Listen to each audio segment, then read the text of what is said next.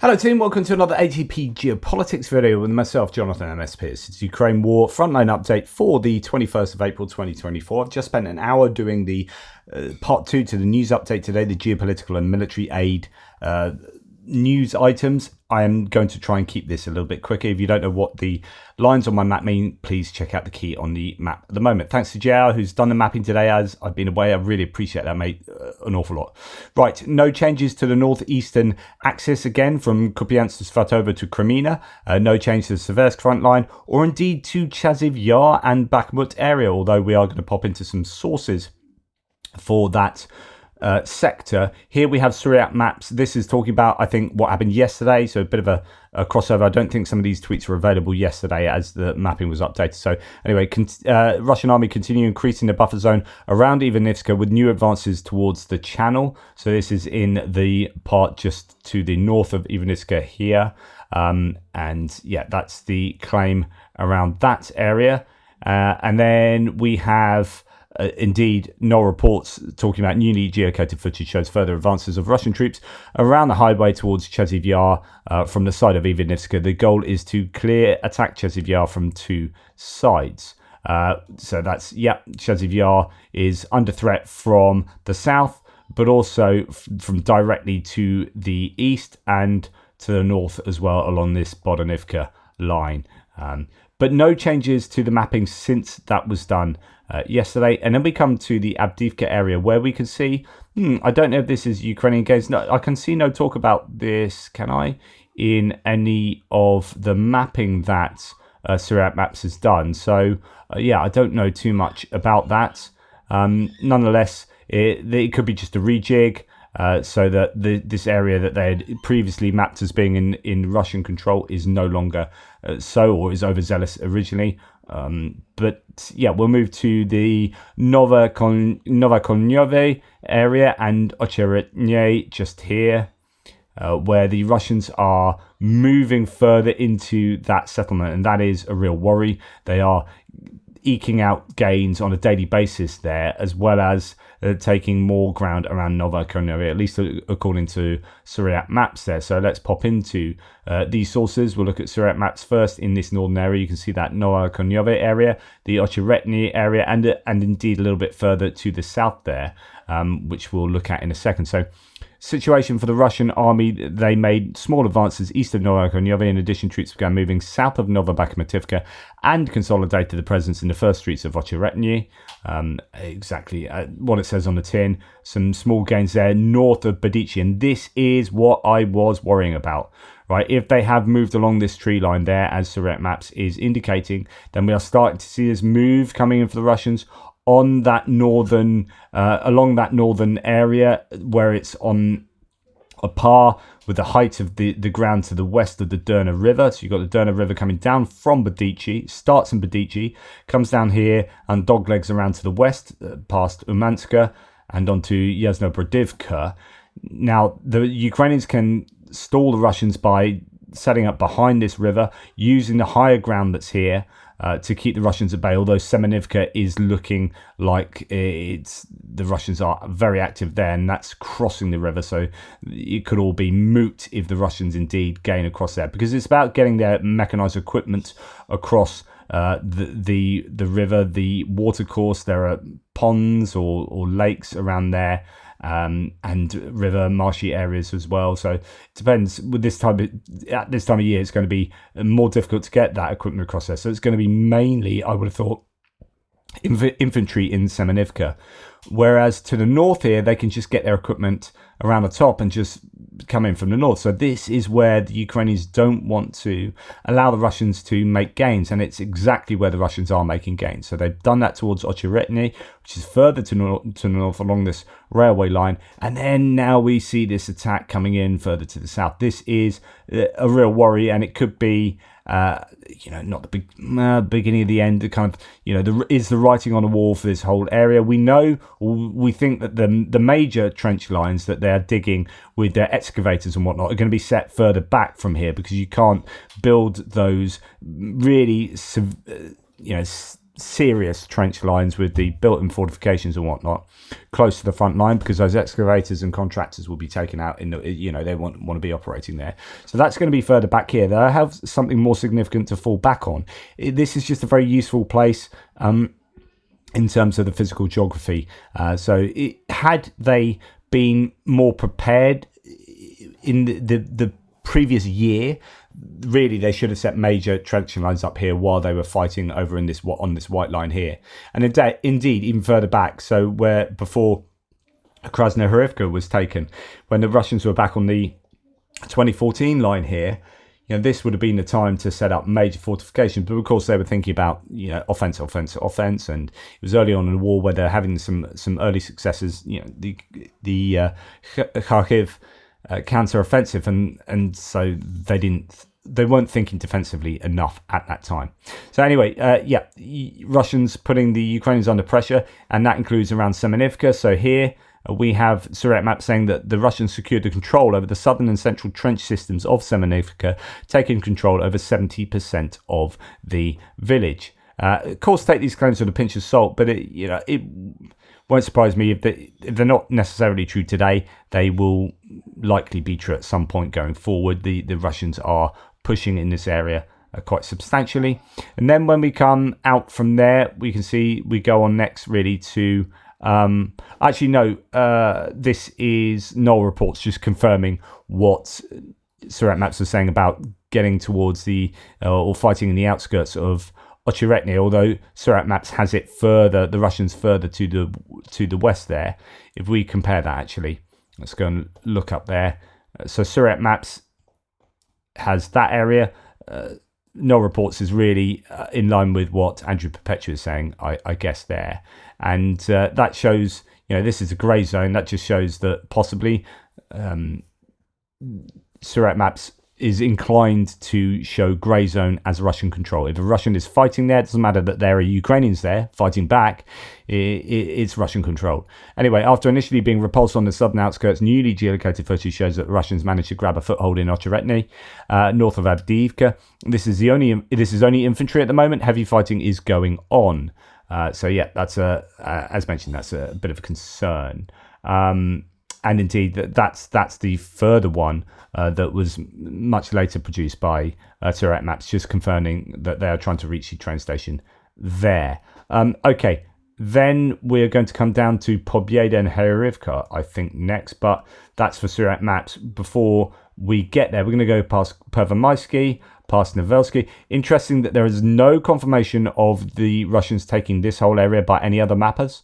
No confirmation of Novelsky being under Russian control either from the other mappers. So, we need to be careful what each of the mappers are claiming. And indeed, Krasnohorivka is a little bit of a difference in what is claimed around there, both in Krasnohorivka itself and further to the south on the way to Heorhiivka, where we are going to drop into the Surat maps tweets here. Now, if you can see from this, I don't know if there is so you've got that area of Heorhiivka and then further to the south. So we're talking about this area here, where we have Andrew Perpetua agreeing with what Surat maps, I think, mapped yesterday here. And this could be already on our map from yesterday.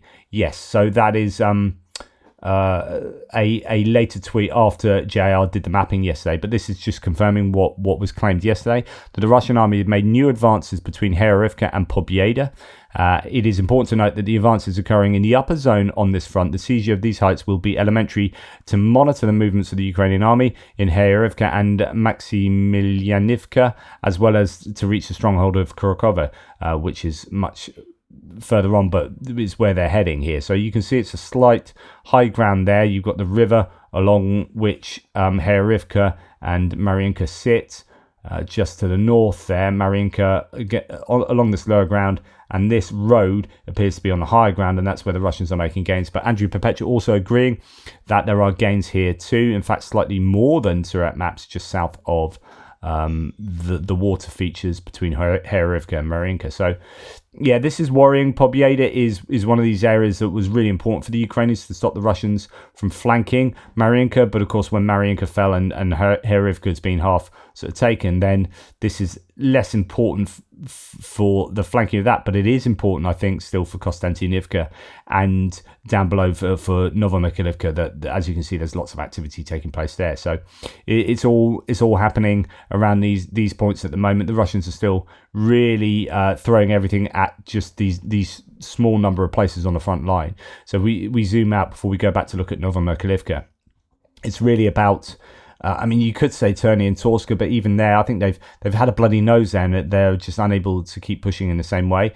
That I know personally, there's fierce fighting in Serebiansky Forest, but I think really it's about Chasiv Yar, it's about Avdiivka, and particularly that northern area at the moment. Slightly lesser about the southern area, but they'll still be pushing there. But you could say Avdiivka as a whole, and then Krasnohorivka right down to Novomykhailivka. So it's really all about the east at the moment. South isn't particularly on the cards for the Russians, and Dnipro River is neither. Anyway, let's now pop into Novomykhailivka here on the lower part of the Donetsk eastern front line. As you can see, all the mappers agreeing that the Russians have moved forward here, and that is because there is some indication that the Russians are on the western outskirts of Novomykhailivka. It looks like Ukraine has left the village, says no reports, and that was from yesterday night, so that's a fair time ago. Novomykhailivka, no report, says geolocated footage and additional Russian published images show the Russian forces managed to reach the western outskirts of Novomykhailivka. It is highly likely Ukrainian troops have left the settlement looking for better positions to the west. So you can see that that's Russians controlling all of Novomykhailivka. In fact, even including this area there. So it's even more than, say, Surat Maps is prepared to go. So, yeah, that could well be the case. This is what Surat Maps says, that the Russian army took control over Mashinot-Stroitel, Dachas, and most of Novomykhailivka, 90% of it. So I don't agree that all of it's gone. But again, this was, that was a full almost day ago. So could well have gone today. However, Ukrainian army didn't completely retreat from the locality, but troops still present in the houses. There are still troops present in the houses on the western outskirts. That may not be the case anymore. They might have been flushed out there, and you could see an update forthcoming. But anyway, all the mappers agree that has happened, and here has been a terrible sort of graveyard for the Russians. But as ever with their approach, they seem to be content with using up huge volumes of mechanized equipment and troops in order to take small places. The question is, will they still have the manpower, the resources, the momentum to carry on to take Konstantinivka, which will be an important place for them? You've got Kurakovy up here is a major objective, but I just think, I don't know that the Russians have got the ability to take some of these places. And I even wonder about, Konstantinivka and then this whole area here, which I'm particularly worried about. And I think, it's looking dodgy for the Ukrainians, but this is absolutely dependent on the Russians having the troops and mechanized equipment to continue doing that. Like, if you think how much they've lost around Novomykhailivka, which the last count was 312 bits of equipment, 312, and you think, okay, and then Konstantinivka, well, how many are you going to lose there? Is another 312? Can you keep doing that? Can you do that for another small village like that or town? And then you sort of zoom out and you think, well, what chance does Russia have of taking, like, even up to the Dnipro? This is why I start feeling positive for Ukraine, because they're doing an incredible job of attriting the Russians. And then if they get the US aid package through and the continued support of Europe and other allies, it becomes increasingly difficult for Russia to make these sustained large gains. Not that that's a large gain. I don't think they can make large gains. It is the missing piece of the jigsaw is mobilization. The Ukrainians desperately need to mobilize, and they could be shooting themselves in the foot by not doing a large-scale mobilization. This is the really divisive subject matter that people are, Ukrainians and other analysts and international analysts are consistently talking about. We do have a little bit going on in Vuhledar. Rebar talks about Vuhledar down here, which was a site of massive losses for the Russians previously. But I wonder even whether Vuhledar places like Novomykhailivka make Vuhledar look like child's play now. Anyway, despite reports of the complete liberation of Novomykhailivka, Russian armed force units are still continuing the assault, and this is at 5 p.m. today, so it's much newer than some of those other claims. According to the latest information, Russian troops are gaining ground on the western and southern outskirts of the settlement. Our subscribers from the 155th Marine Brigade report that at around 12:20 a.m. Moscow time, a Russian flag was raised on the outermost houses of the village. So that's what we talked about previously. The enemy in turn is blowing up buildings and basements in an attempt to impede the Russian Marines' advance. There is simply nowhere to entrench in a completely shelled area in the absence of natural open ground, which is what the AFU is trying to realise. So actually this Vuhledar area is more talking about Novomykhailivka than Vuhledar. It's a Vuhledar direction. So sorry, I should have had that with the other ones. Anyway, that's the Rebar opinion. Velika Novosilka, there are a couple of small gains there, not tweeted about. So just a change to the mapping, as far as I understand at the moment, towards Heorhiivka. We have heard of some activity around here over the last 3 or 4 weeks. And yeah, it looks like there is some movement there, but it's nothing I don't think particularly significant. I've talked previously about, this is one of the areas I don't think, the Ukrainians took this in their counter-offensive, but if they lost it again to the Russians, I think it's like a huge loss. And I actually think the same with Robotna, other than it means Heorhiivka would be even closer to the action and even more threatened. But, I don't think these areas are of huge concern for the Ukrainians. That's possibly why the Russians have given up really trying to push them and are much more concerned with the Eastern Front, which is, I think, far more valuable to them in terms of gains. Anyway, there you go. That's the Frontline update for today. Please like, subscribe and share. Really appreciate your support. Take care, and I'll speak to you tomorrow.